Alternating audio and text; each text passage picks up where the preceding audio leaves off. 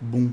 Solo Leveling, episódio 3, rapaziada. Eu acho que, se pá, esse foi o episódio que teve mais informação sobre o anime. E informação, assim, sobre a lore, né? Sobre os mistérios do anime. Que antes de eu assistir esse episódio, eu tava me perguntando quando era que o anime ia começar a andar pra revelar os mistérios. Porque até então, se você for parar pra pensar bem, o anime tinha andado pouco, assim, em relação à história, né? Tipo, o cara só tinha ficado mais forte e pronto, mas não tinha desenvolvido muito nada. Mas nesse episódio foi desenvolvido bastante coisa, teve muita coisa que foi pegada da primeira temporada e trazido para esse episódio, né? Resolvendo coisas que tinham ficado em aberto no primeiro episódio.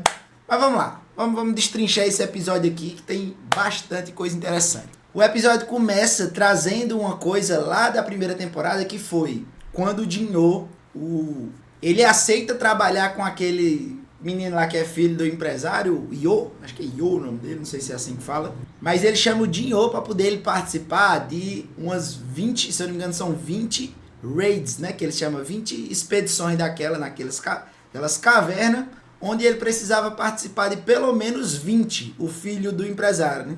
E ele queria levar o Jinho com ele para poder garantir a segurança ali, ficar tudo certo e ter essas 20 expedições. Inicialmente o Dio não aceita, mas depois ele acaba aceitando.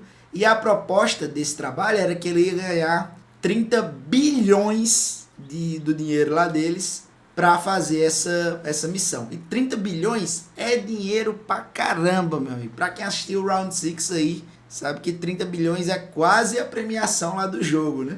Então, o que acontece nesse terceiro episódio da segunda temporada é que finalmente ele termina essas 20 expedições aí com o cara, então finalizou o contrato, ou recebeu já ou vai receber esse valor, então com dinheiro o rapaz não tá mais preocupado.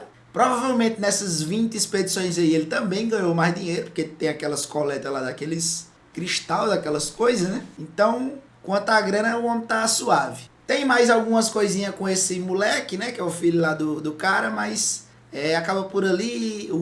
O menino fica dizendo que queria que o Jinho fosse irmão dele, e o Jinho disse, beleza, a partir de hoje eu lhe considero como um irmãozinho. Eu não sei se isso vai ter mais repercussão pra frente do anime, mas teve esse detalhe aí, né?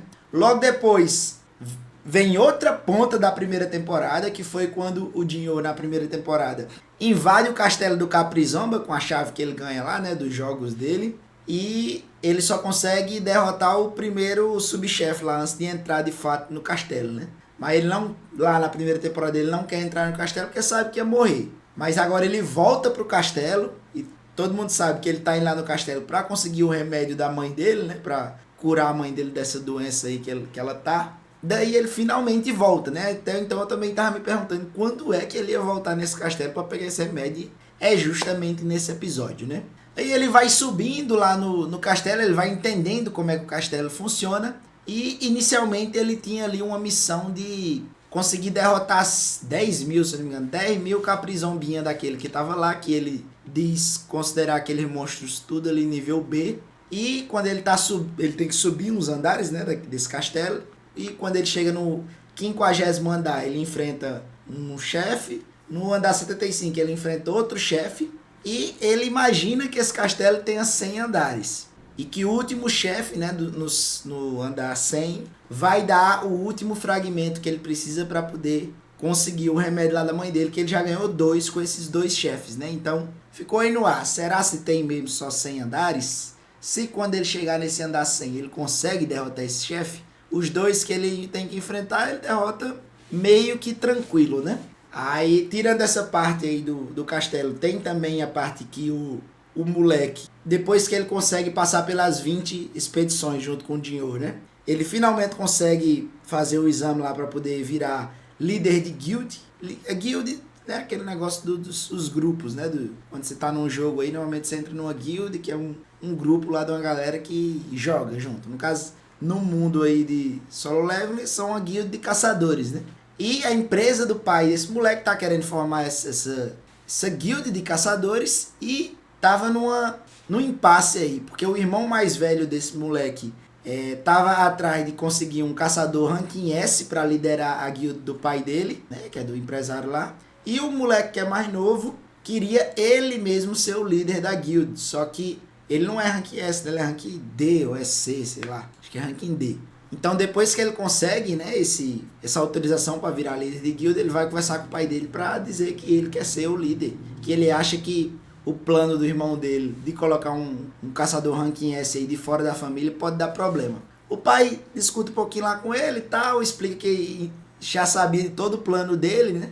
E que sabe como é que ele conseguiu passar por essas 20 expedições, que foi com a ajuda do doido lá. Aí ele diz, beleza, eu aceito sua condição de você liderar a guild, mas tem uma condição, você tem que trazer o Jinho para nossa guild. Que não sabemos se ele consegue, né? O doido lá parece não querer muito se envolver com guilds não, mas como no caso é o irmãozinho dele que vai liderar, então mesmo ele fazendo parte da guild, provavelmente ele vai só fazer parte de nome, né? E ele vai fazer o que der na telha dele. Ou então só vai ter mesmo a obrigação de participar em coisas muito pontuais e eventuais. Então talvez ele consiga ganhar muita grana aí, mas isso ainda é meio história assim, secundária, né?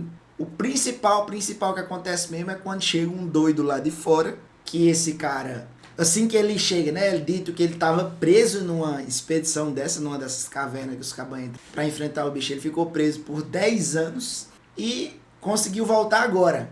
E aí, meu amigo, tem a coisa e tem a teoria nessa parte desse bicho aí quando ele volta. Por quê? Ele ficou fora durante 10 anos e voltou agora, né? Ele volta lá nos Estados Unidos, fica preso. Tem que vir um caçador de ranking S lá conversar com ele, que é justamente o caçador que tá atrás do Jinho, né? Porque o Jinho matou o irmão dele. E quando ele chega lá, que eles começam a conversar, a gente acaba descobrindo que esse cara, esse doido que tava preso, é justamente o pai do Jinho. Parece novela mexicana, né? Só que ele agora, né, pela primeira vez é explicado um pouco mais sobre o mistério dessas cavernas e desses portais que abriram no mundo.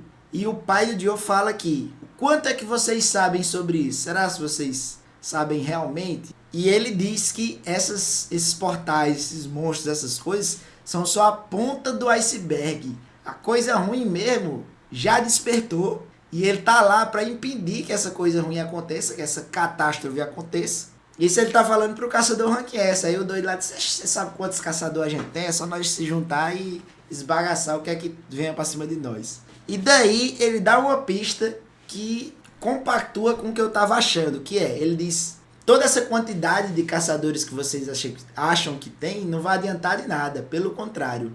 Todos eles serão devorados e usados contra nós. E, por acaso, quem é que tem o poder de devorar as almas dos outros e usar como escravo para batalhar? Será ser o protagonista?